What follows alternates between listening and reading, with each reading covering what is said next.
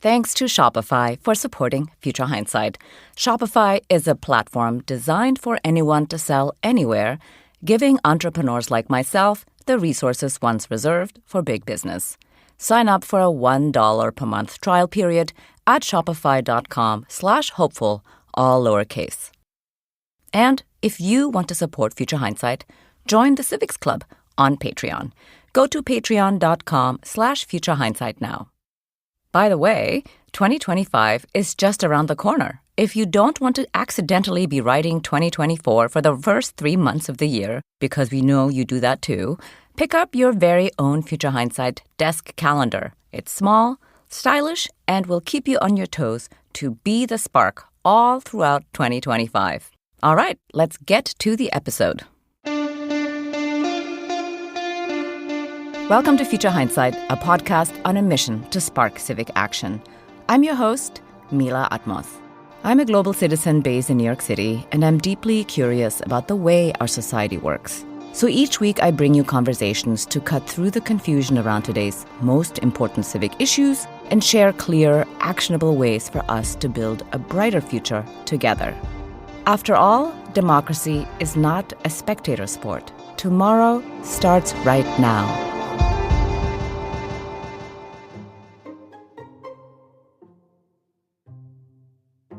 When we think about how government works, the ins and outs of delivering Social Security payments or processing passports or delivering aid to farmers, we would be hard-pressed to come up with details.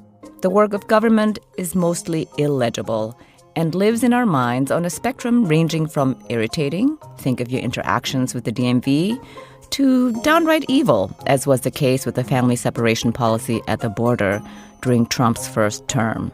On the campaign trail, the incoming president promised to keep going in this vein and deliver the demise of government as we know it. But what exactly will that look like?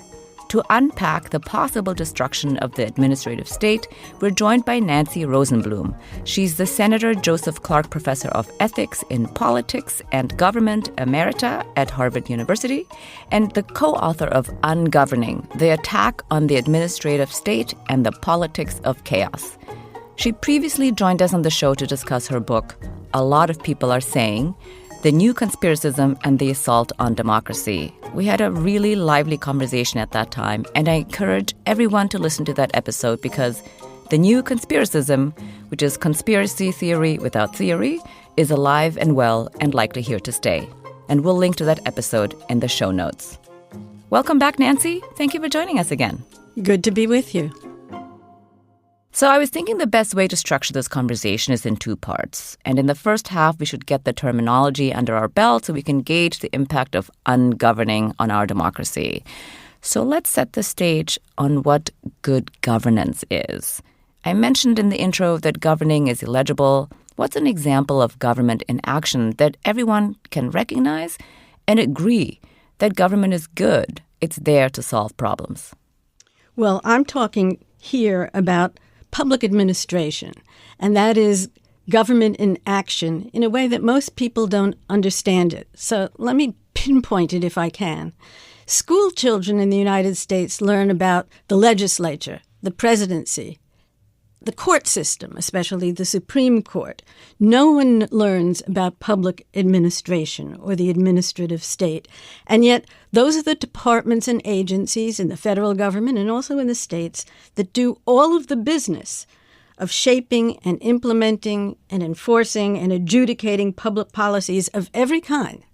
Every law and regulation, every benefit, every burden, the day-to-day and the emergencies is all carried on in the departments and agencies with the thousands of men and women who do this, who collect taxes and take photographs for the National Park Service and translate languages and collect intelligence for the State Department and register voters.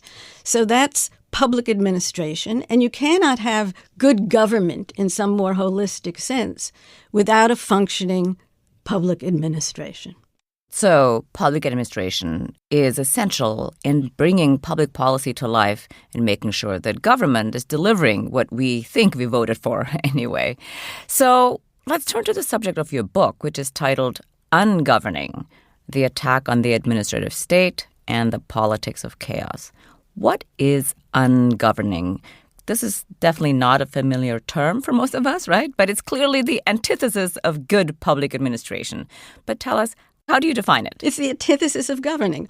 Ungoverning is the intentional destruction of the capacity of government.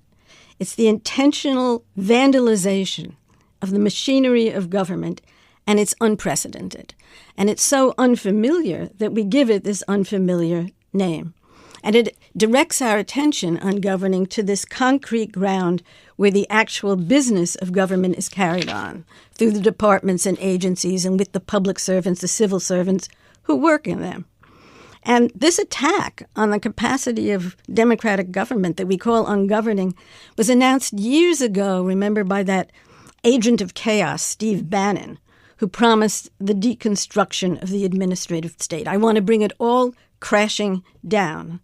What does that mean? It means three things, I think. It means out with experienced, knowledgeable personnel. You get rid of, you fire, you circumvent, you hamstring the people with experience and knowledge to make government run.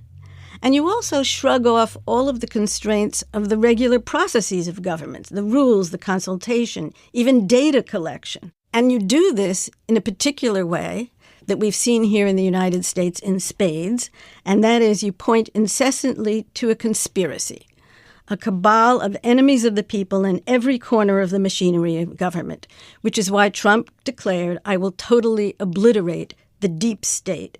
And this deep state is the foundational untruth, the foundational mystic lie that allows ungoverning to extend everywhere. There's no place it can't go. Yeah, thank you for connecting the dots for us there, because ungoverning is really distinct, not at all similar to reforming government, which we often think of in terms of being more efficient and transparent, keeping up with changing conditions on the ground or, mitigating unintended consequences. Ungoverning is arbitrary and, in your own words, it's nihilistic. And as we've seen from some of the cabinet nominations so far, like Kash Patel for the head of the FBI or Pete Hegseth for the Department of Defense, both of which are huge administrations with millions in their department's ranks, they really promise to wreak real havoc. And I think many of us are scared about this prospect, but since we are a pro-democracy podcast, what I want to know is, why is this destruction of the administrative state, or in their words, the deep state, an assault on democracy? Let me answer you in two steps. First, to distinguish, as you began to do, Mila, between ungoverning, the deconstruction of government, to any kind of reform of government. I want to contrast it with the traditional conservative desire for limited government. We want to roll back some of the things that government does. We want to roll back health care, or we want to roll back Social Security, or we want to roll back regulations, and so on and so forth. So now conservatism and the notion of small government is anathema to most of us who care about progressive government that does a lot for its people. But nonetheless, it's not ungovernment. It's not vandalizing. It's not trying to do away with the departments and the offices and the civil servants who do whatever governing the legislature and the president wants them to do. So I want to make clear that this is not about reforming public administration. It's not about limiting it. It's about vandalizing it, deconstructing it. And why is it an assault on democracy? You've asked me that twice now. And yes. I know. Because I feel like, we understand. I think we viscerally have a good idea of like what it means to deconstruct a state. I think a lot of people are really scared and a lot of people are really celebrating it. But I think the connection to democracy is often missing. It's difficult to understand why that's dangerous. So let me address that directly. Why is it that vandalizing the administrative state, taking away all the experts, putting in charge of the Department of Defense or the intelligence agencies or the Department of Treasury, people who have no experience and no desire to continue the normal business of these agencies, why is that anti-democratic? And I think there are two ways of understanding it. One is that in democracy, The people who governed according to the constraints of the office that they occupy. And what it means to occupy an office is that you have designated constraints. Even if you're in a powerful office like the presidency, you have designated constraints, you have designated processes and ways that you have to operate, you have ways in which you can be held accountable for whether you occupy that office in a certain way. The construction of a democracy is the construction through the Constitution and then through other creations of departments and agencies, office. What ungoverning does is to do away with the constraints of office. You may hold something that has the name of an office, like Secretary of Defense, but in fact, you're operating outside of all constraints, and you're operating according to the personal will of the person in charge, in this case, Trump and the presidency. So it's the destruction of office and the substitution for errant, unconstrained personal will. Does that answer your question? Yes, do you think? yes, perfect. And I can extend that if you want. Yeah, because you tell us about the ultimate aim of ungoverning, because you just talked about, in the case of Trump, and I'm going to quote you from your book, quote, using government as a weapon, as an instrument of the leader's personal will, is the aim of populist authoritarianism. End quote. So this is very different from being a fascist. Tell us more about that, because I was very surprised by this, because, we've heard for so long Trump is a fascist, but you're saying something different. And I would love for you to Quite different. We have explain the difference. Quite different. We have a whole chapter in which we distinguish what Trump is, this kind of popular authoritarianism from fascism and from other kinds of demagoguery. But the why of ungoverning is really terrifyingly simple. It's to replace limited public authority. In a democracy, public authority is always limited, whether it's by a constitution or the rules of how an office operates. It's to replace limited public authority with unleashed personal will. To replace office with rule. I'll illustrate that with a quote. When Trump talks about my generals, it's not a colloquial way of saying that the military is subservient to civilian authority. It's a demand for total obedience, for submissiveness, for the use of a military force against his political enemies, in particular his internal enemies. Recently, he called for Obama to be subject to military tribunals. So that's what ungoverning is about. It's a replacement of office with all of its constraints and requirements of knowledge to perform designated functions with personal willfulness. And it's really quite an extraordinary thing. I think that going back to your very beginning, there are a lot of ways to fail to govern a democracy well. There can be obstruction, there can be uncompromisingness, there can be clientelism, there can be corruption, there can be corruption at scale. We call it kleptocracy. But ungoverning is its own really dramatic, thorough, comprehensive thing. And there's no place where this destruction of office and replacement of personal rule can't go. Maybe I should just give some examples. Give us a good example. Let me give you some examples from Trump's first term, and then we can extrapolate to what he will do now. So, for example, to take a minor thing, he subverted the National Oceanic and Atmospheric Association's forecast of Hurricane Dorian's path. You may remember that. He added Alabama to the map of the hurricane. Now, of course, they're threatening to undo the National Oceanic and Atmospheric Associations altogether and to replace it with private forecast. You hobble the post office. You circumvent and blindside the State Department during meetings with hostile foreign leaders. Do you remember when Trump visited North Korea and said that North Korea is no longer a nuclear threat? There was nobody there to take notes, nobody there to know what happened at the meeting at all, and so on. So it's the personalization of government, and it results in ungoverning. And then the question becomes, and we're seeing this right now, what Trump's will is, and what are the problems he may have implementing his will, including from those like the Project 2025 people that they pretend to be an alliance. Right.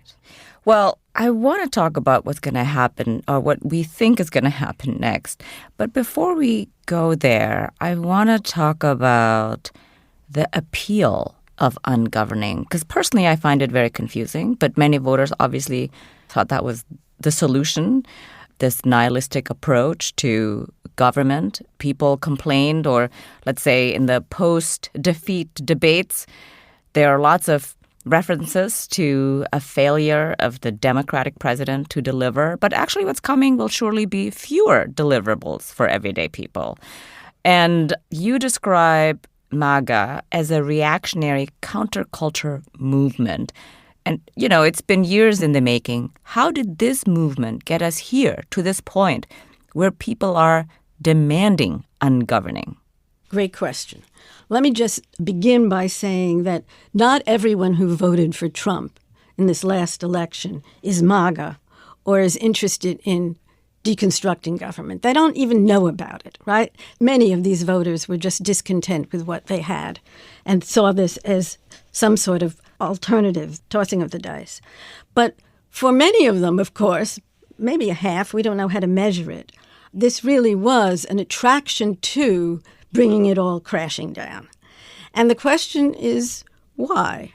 One kind of answer is that radical movements from the left or from the right tend to be apocalyptic movements, by which I mean they want change right now. I grew up in the 1960s and early 1970s on the left, and it was true then. We wanted free love right now, right? We wanted our communes right now. We wanted the end to the Vietnam War right now, and we were going to go to the streets and demand it. And this is true of powerful movements. They want what they want right now. They're apocalyptic. And you can address that desire, as Trump successfully did, by saying, I can give it to you right now, right? I can bring all of these things that obstruct you and that you don't like crashing down. Mm-hmm. So I think we have to understand this as sort of somewhat ingrained in radical social movements that can be exacerbated by a leader that can promise it right now. Mm-hmm.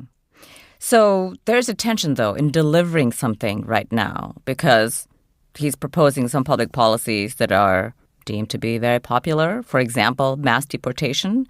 Of course, something like mass deportation, in fact, requires a massive administrative state. You cannot find, round up, deport 12 million people without the help of public administration. Like, he cannot wander the streets by himself and do it, right? So from the experience with zero tolerance in the first term, what do you expect to happen this time? Well, we don't know, but I can say this. Zero tolerance, which was the separation of families at the border in an attempt to deter immigration, and your listeners may remember it. It was not so long ago, and it was in the news all the time. It was devastating because they separated families. Steve Miller did this policy, and he's once again at the forefront of this deportation promise. Steve Miller organized it in a way that he had no experience. He didn't consult the agencies that had some experience with deportation or that had some experience with dealing with children, especially infants. They kept no information. They kept no data. The thing was such a mess, they had to end it. And this was only a few thousand people, not 11 million. Right. And it had devastating consequences in the sense that about 1,000 of those children have never been reunited with their parents. So it was in every way cruel. But from my point of view, what was fascinating about it was the attempt to implement a policy without public administration, right? Without people who had experience, without processes and rules and data keeping and a sense of the cost and how it would operate. So they're probably better organized now, but I do think that this massive deportation claim is impossible, and impossible even in the long run, let alone in the short run. And I have a couple of things to say about it. One is, go ahead. One is that it may be that it turns out to be just performative. Mm-hmm. There's a lot of that. Right. Performative. Right. Yeah. And sometimes Trump would, sign a bill that turned out not to be a bill but a piece of paper. There was no bill at all. A press release, as you mentioned. Exactly. But this is more serious. I mean, people's lives will be discommoded or worse. I don't want to minimize this in any way. But it will, it would be a small selection of people, maybe criminals from jail, something that was manageable and that could get a lot of press. Mm-hmm. Even if that's true, and here's what I think is the saddest and most terrifying part of it. Even if it's true that they're just going to try to truly affect a small beginning to it, I think it's going to have repercussions everywhere. I think that they have, in announcing it, and they're going to announce it more and more, mobilized right-wingers, mobilized their MAGA people to go after immigrants, whether they're undocumented or not. And he's done this before in other areas, around elections, for example. He has mobilized what amounts to a private army of vigilantes, going after people. And, we can read that people are terrified already and that they are already being harassed. And you're in New York. You must remember after 9/11, New York City in particular had this slogan that was advertised everywhere in the subways and in the train stations: if you see something, say something. Oh, yes, I remember. And there's been studies of what happened when you invite people, right, to cooperate in turning in their neighbors. Mm-hmm. And that's what happened. People did it because they were just wary of their neighbors, but above all, people did it out of malice, right? They figured that they could get their detested neighbor, immigrant, or just the wrong race or whatever, in terrible trouble. And I think that that's what's going on here. It's already begun, and I think we're going to see it on scale. Terrorizing immigrants, documented or not, and having intimidation and threats and turning people in by these self-styled vigilantes. Because Trump has, from the very beginning, when I talk about ungoverning, the defining characteristic of government is that it has a monopoly of legitimate violence. And because Trump couldn't get the military to do what he wanted, or even National Guard and so on and so forth, he began to create a private army. That's what we saw in January 6th. Right, the Proud Boys, insurrection. the Oath Keepers, the insurrectionists. Well, they are still here, and it's amplified because I think that, unorganized civilians are going to go after neighbors. So I think it's already having an effect. The university. I mean, things have already gone viral with people openly harassing fellow passengers on airplanes, But of course, the vigilantism is encouraged. Violence is openly encouraged, already on the rise, was very much on the rise during, in the aftermath of COVID or during COVID, against Asians, because he kept calling it the China virus. So if you looked Asian, it was definitely not a safe time.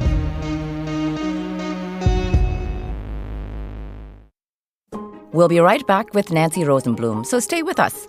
The last thing you want to do is miss this episode's Civic Spark. One small step we can all take to be more empowered and ignite collective change. But first, we want to tell you about our sponsor, Shopify. When you think about businesses that are stuffing the stat sheet with sales like Allbirds or Alo Yoga, I'm sure you think about a cool brand with brilliant marketing and, of course, a great product. But an often overlooked secret is actually the businesses behind the business, making selling and for shoppers buying simple. For millions of businesses, that business is Shopify. Nobody does selling better than Shopify. It's the home of the #1 checkout on the planet. Come here and lean in for this not-so-secret secret. A little closer. Come on. ShopPay, the payment method that boosts conversions up to 50%. That means way fewer carts going abandoned and way more sales going cha-ching. So, if you're into growing your business, your commerce platform better be ready to sell wherever your customers are, scrolling or strolling, on the web, in your store, in their feed, and everywhere in between. Businesses that sell more sell on Shopify. Shopify gives you everything you need to take control and take your business to the next level, no matter how big you want to grow. And that's what I love about Shopify. Upgrade your business and get the same checkout Alo Yoga uses. Sign up for your $1 per month trial period at shopify.com/hopeful, all lowercase. Go to shopify.com/hopeful to upgrade your selling today. shopify.com/hopeful. And now, let's return to my conversation with Nancy Rosenblum. I want you to talk a little bit more about how ungoverning is affecting or is delegitimizing the authority of the state to be the sole agent of violence in a way. Because the vigilantism is pretty evident, but what does it do to, like, police, military? And I'm interested in that. Well, you've struck on what I think is an absolutely central theme. We talk about how Trump and his people have created a lot of distrust in public institutions and in government. And I don't think that's the right way of explaining what's going on, because distrust can be turned into trust. More importantly, in a democracy, it's good to have distrust of government. We have lots of reasons to distrust even good and effective governments and presidents. Delegitimation is another order of thing, and it's delegitimation that has been carried on by this notion of the deep state. Mm-hmm. And what delegitimation means is that these institutions and the people that run these institutions have no value and no authority.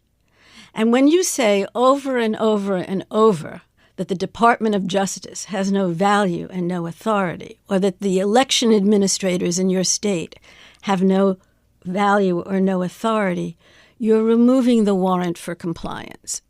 You're saying you don't have to obey these things, right? And that's why we've begun to see, and I think it's going to be escalated beyond what we've seen, disobedience of various kinds, and intimidation and threats and vigilantism of various kinds, because the institutions themselves and the people that run them have been delegitimated. You don't have to comply with them. They're not legitimate.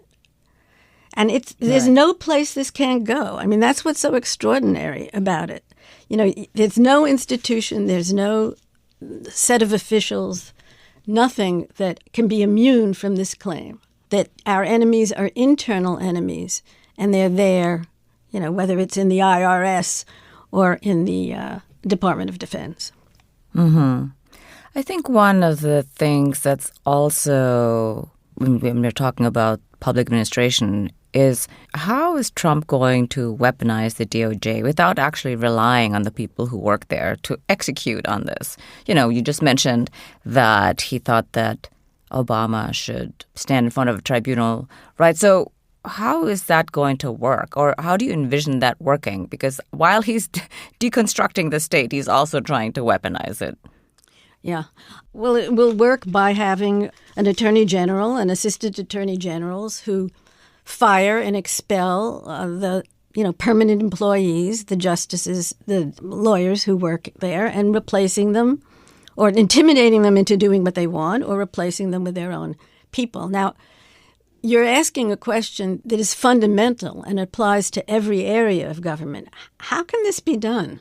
I mean, can they really do it, right? Mm-hmm. They can try to put their own people in place, although we're seeing he's having some difficulty in that.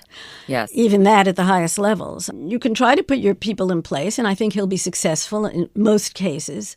But at some point, you need an echelon of experienced people who know how the processes work to get the business of government done. And that's why I think we can expect this deconstruction of the state to go slowly. There will be dramatic public attempts at it. Mm-hmm. But I think that, in fact, it will go somewhat slowly. And there's an interesting conflict here, which perhaps you'd like me to speak about, which is the conflict between what Trump wants and what the Project 2025 people want. Yes, let's go there. What is the conflict between Project 2025 and Trump? Right. So, and this is one of the reasons why there may be stumbling blocks to what looks like a dramatic and doable, sort of erasure of the norms of government. I said that Trump wants unleashed personal will. Mm-hmm. And so then the question is, what matters to him, right? What is his will? Where does his will want to go? Yeah. I think every day that's different. Well, yes, if you're looking at sort of policy things, that's why he's so performative, right? Right. But I think there are three things that he actually wants. Okay, tell us. He wants revenge. He wants Yes. intimidation. He will care that the Justice Department goes after his enemies. Mm-hmm. He wants to make financial deals. He wants money. This man... Yes, he wants to line his pockets. He said for sure. the other day, I didn't like electric vehicles, but now Elon Musk supports me, so I got to. Right? He's transactional. And what he wants, Yes. what he wants besides just his passionate revenge, is to set up a kleptocracy. Yes. He started to do it in his first term, and he's going to do it in spades now, right? Yes. People can buy offices, industries can buy deregulation, and so on and so forth. So he wants revenge, he wants a kleptocracy, and then he wants performative power. That is, Trump wants to appear as authoritative on the national and the international stage, right? And that's why he will have meetings with leaders in which nothing happens. And there's And actually, you don't need notes. right. You don't need note takers. Well, you may need notes, but I take your point, right? Or phony signing ceremonies, or enormous claims about deportation on day one, and why some people have said he's forming a cabinet made of Fox interviewers because they're popular and they look good and they're known. So he wants exhibitions of unleashed authority. He wants kleptocracy and he wants revenge. And this, as you say, makes him very erratic, and it gives him not so much interest in policy. Mm-hmm. Right? Yes. So, and it's unclear what policies he will support, what policies he will let other people do just because maybe there's money in it for him, or because why not? He's not interested. He wants to play golf. And that's where, and we wrote an op-ed in the Boston Globe recently about this, that's where there's a potential conflict coming between him and the Project 2025 people, like his Vice President Vance and others. They're ideological. Trump is not ideological. He wants these things. He wants revenge. He wants money. Right, and then he wants to play golf. Right, and he wants exhibitions of power, and then he wants to, play golf. These people are virulently ideological. They are about reforming and reorienting government for a program, and it's a Christian nationalist program. It's combined with racism and misogyny, as we know, and it's a program for deregulation. But so talk about that. The people who are ideological, how does ungoverning work for them? Because you talk at length in the book about how ungoverning has become a Republican brand, and it's really here to stay for now. Even though, Trump is not going to live forever, right? Trumpism in some form will endure. But this idea of ungoverning as a platform, how does that work with wanting to execute Project 2025 and installing or, reinstalling, although it never quite was, a Christian nationalist state? Right. You could say, of course, that Project 2025 is not just an ideology. It is a program for government. And that's true. I would nonetheless say that it's about ungoverning because it's going to disable and vandalize the departments and agencies and civil servants and people that govern in a way that a democracy requires. Maybe that's where you're getting up at the very beginning. That offers health care, that offers public services, that runs a foreign policy, right, that keeps the nation safe as opposed to putting in people who don't know anything about the military or intelligence. But I'm going to disagree with something you just said here. Okay. The key to Trump is the desire for personal power. Project 2025 really is a program that reaches into the future beyond Trump, or wants to, right? It assumes that political power is about serving actual goals. They're cultural goals in this case, and certain deregulatory goals. But however objectionable these goals are, they're meant to go beyond and outlast one person. And it sees the Trump presidency itself as in the service to a future without Trump at the helm of a government and party, and that's something he can't bear. So I'm going to be on the lookout for quite public conflicts between the areas in which Trump's going to give Project 2025 its head, if any, and his turning against it.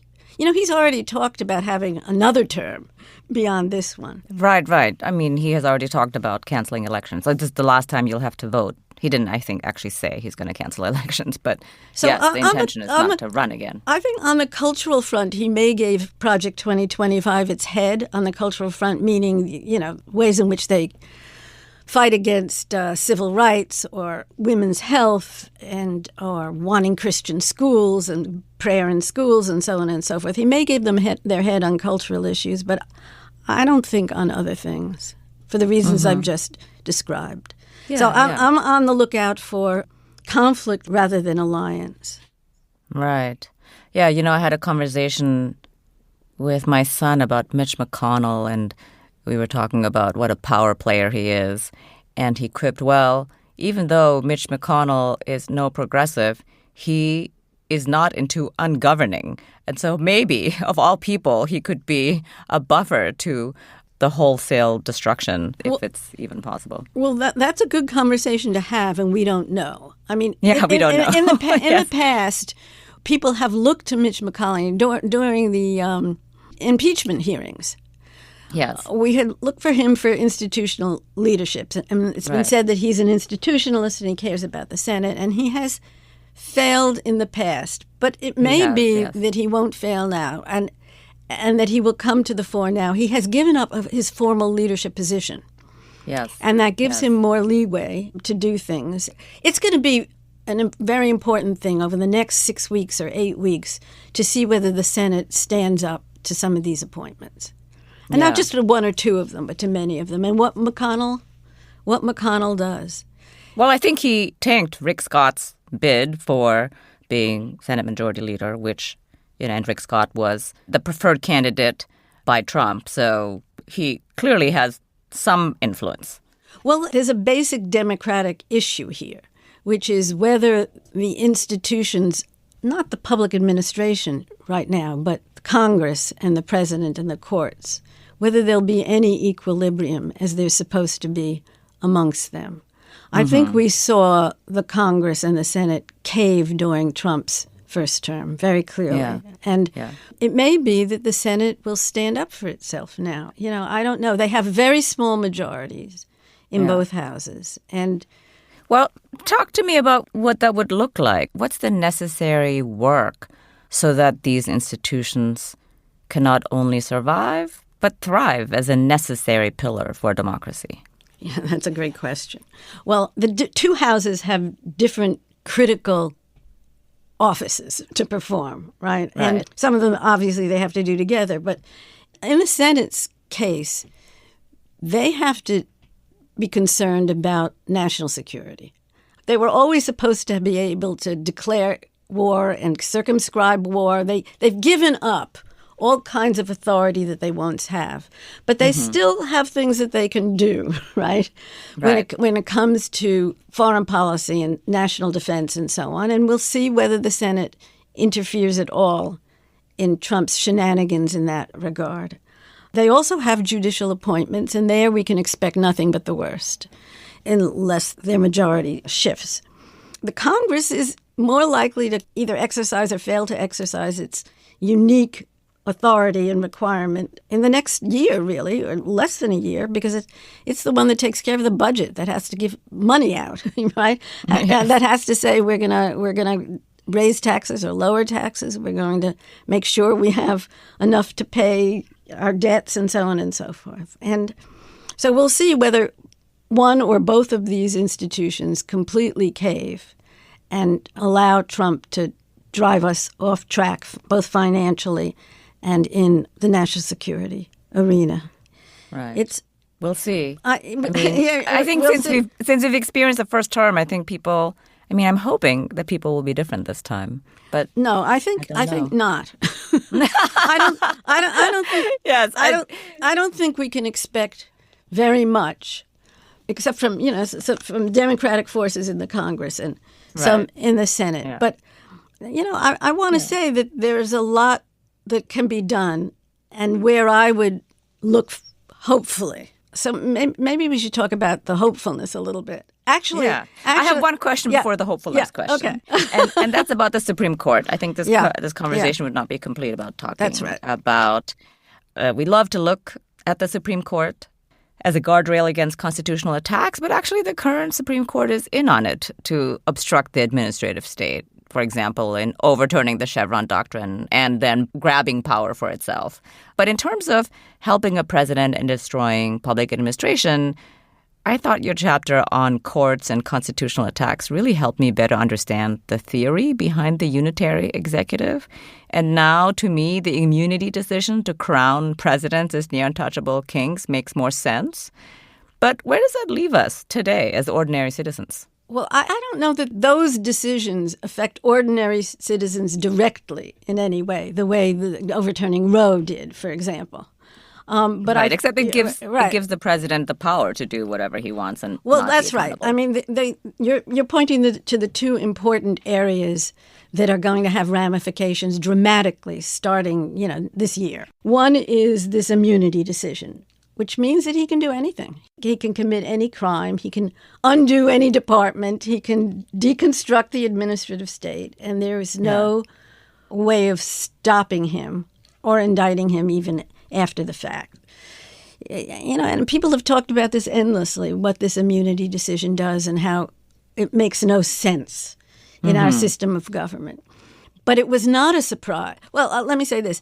We are so wary now of this court, which is not just a conservative court. It's a court that's gone over into the camp of an unleashed executive.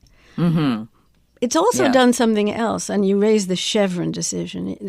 That was a doctrine, the central doctrine in administrative law for the administration of government, and it said that Congress can make a law, but Congress can't figure out what kind of percentage to put on the amount of carbon that you can emit from a furnace, right? And so the Chevron doctrine said that unless Congress says that what the administrative state, what the Department of Energy is doing was not what they intended it to do, you give leeway, you give deference to what these administrative departments do. These are the experts. These are the people who have to enforce it and implement it and so on and so forth. And in two very important decisions in the last 2 years, the Supreme Court undid that and said, no, we're going to take away the discretion from the administrative state. But instead of sending it back to Congress, they took it for themselves. They say it's up to us to say what the law would be. And that's why Elena Kagan, in her dissent, said she couldn't imagine anything more terrifying than the justices of the Supreme Court who have no knowledge of the emissions from power plants, right, to make decisions on whether the rules of the Department of Energy should be upheld or not. So we have a court that's out of control, right, in the same way that we have a president and administration that's out of control. Yeah. I don't know if that answers you, but there's no help there. Yeah, there's no help there. But let me just say, not everything will go to the Supreme Court. Yeah, that's true. And there are many federal courts and state courts that are still reasonable courts. That's good to remember. And the forces that are going to be trying to create stoppages to what's going on here are known both to the civil society agencies, the advocacy groups, and to the states that are starting already to bring suits against what's happening. Right. And they know where to go. There's some hope. Every week on Future Hindsight, I ask my guest to share a civic spark, one small step we can all take to be more empowered and ignite collective change. What's a good way to turn the insights you've shared with us today into action? Great question. And before I answer your question, can I just say how important that question is? And it's important because one of the results of an unpredictable administration, vandalizing the administrative state so that we don't know whether our health care is going to be permanent or whether it's going to be reduced or whether our Social Security check is going to come on time and so on and so forth. One of the results of this is that it creates terrible unpredictability.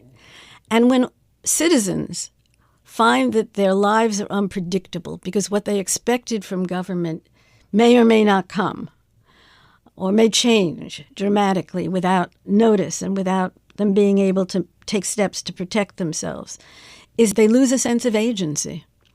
Mm-hmm. It's very demoralizing, it's frightening, and it creates passivity.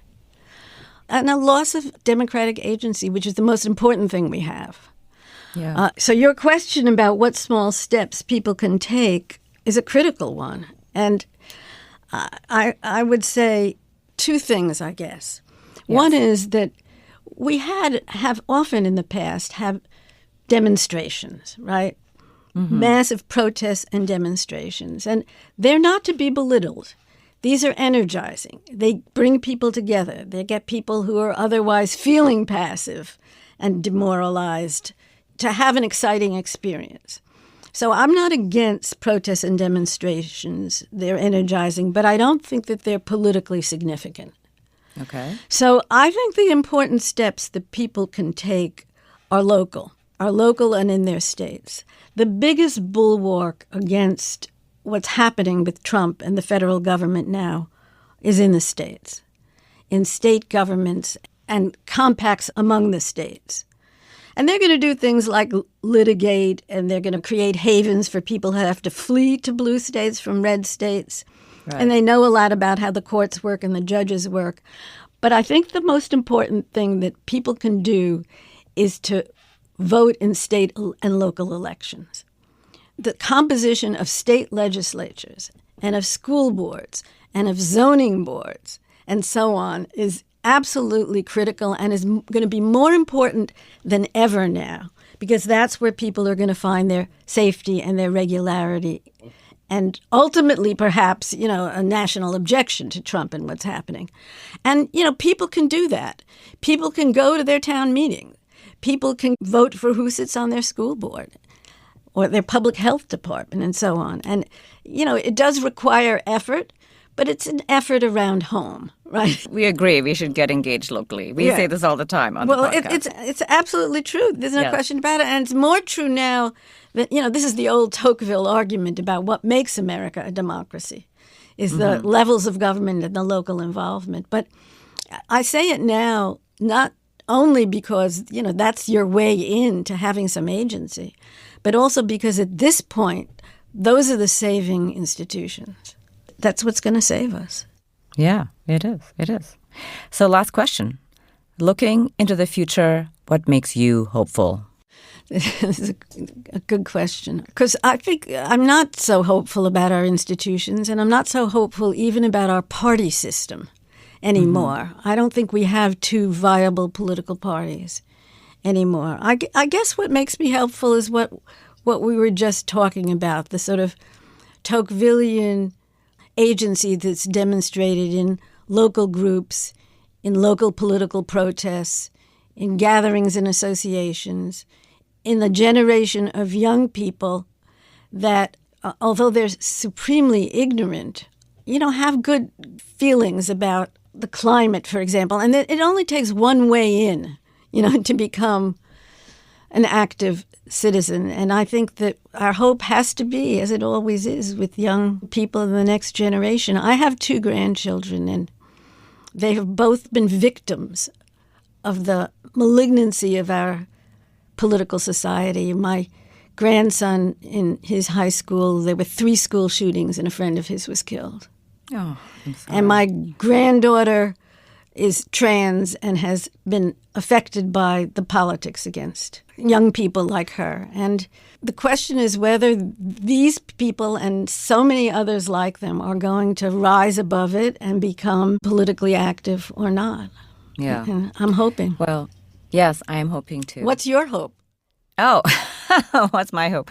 I hope the same as you. Well, I hope, I have this podcast to spark civic action. So I hope that people will be sparked into action, in these coming years. Thank you so much, Nancy, for joining us on Future Hindsight. It was really a pleasure to have you on the show. Pleasure to be with you, Mila. Nancy Rosenblum is the Senator Joseph Clark Professor of Ethics in Politics and Government Emerita at Harvard University and the co-author of Ungoverning, The Attack on the Administrative State and the Politics of Chaos. Remember, civic action doesn't have to be complicated. It's about small steps that spark progress, like sharing this episode with a friend. So let's recap this week's Civic Spark and fire up our collective power. An unpredictable democracy is frightening. We know this to be true. But pushing on through fear is necessary if we want to move forward as citizens with power, together.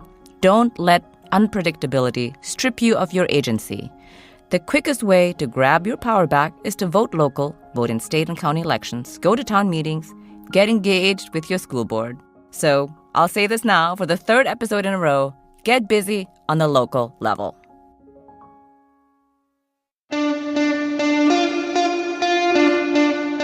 Next week on Future Hindsight, we'll be sharing an episode from our friends at Latino USA. I think it will give you more food for thought as we enter 2025.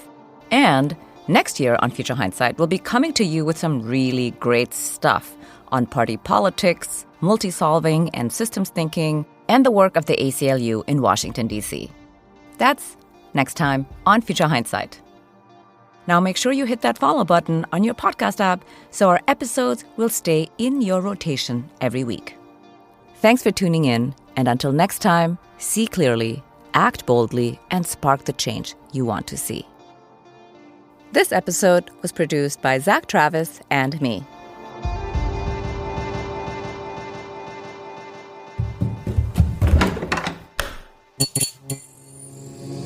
This podcast is part of the Democracy Group,